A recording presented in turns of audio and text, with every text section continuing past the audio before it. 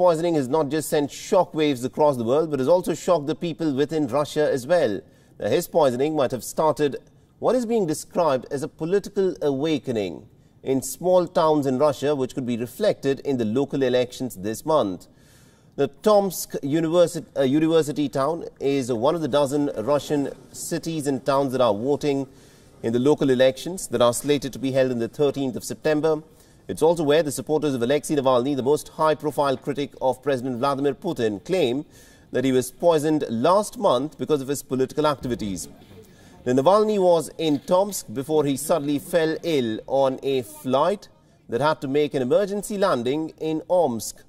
The Navalny's poisoning has shocked the people of Tomsk, so much so that it has highlighted the corruption case that Navalny's anti-corruption fund was being investigated into.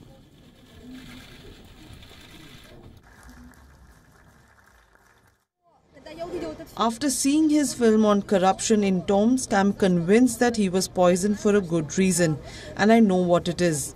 He was poisoned because he fights for the truth and tells things as they are, and that's why he's being punished.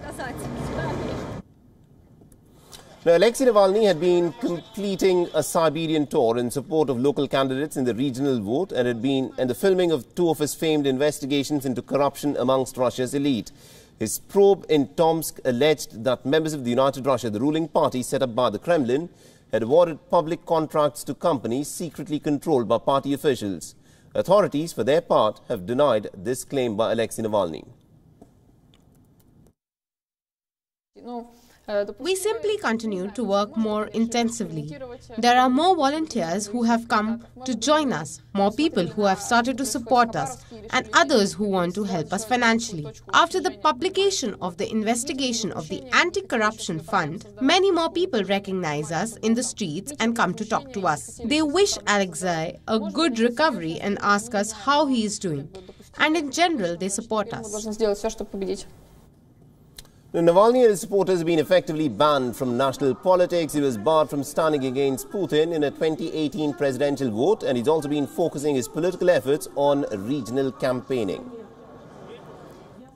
I don't know why they let us in. Maybe they decided to do an experiment to see what would happen if independent candidates were allowed. Or maybe they saw what was happening in Khabarovsk and decided not to create another source of tension, imagining that there would be demonstrations as well. They wanted to avoid getting into trouble. Maybe they didn't take us seriously. We don't know. But anyway, they admitted us. So now we have to do everything we can to win. However, the biggest challenge for independent candidates is against apathy. Many believe that they are powerless and cannot make a difference even if they want to bring about change.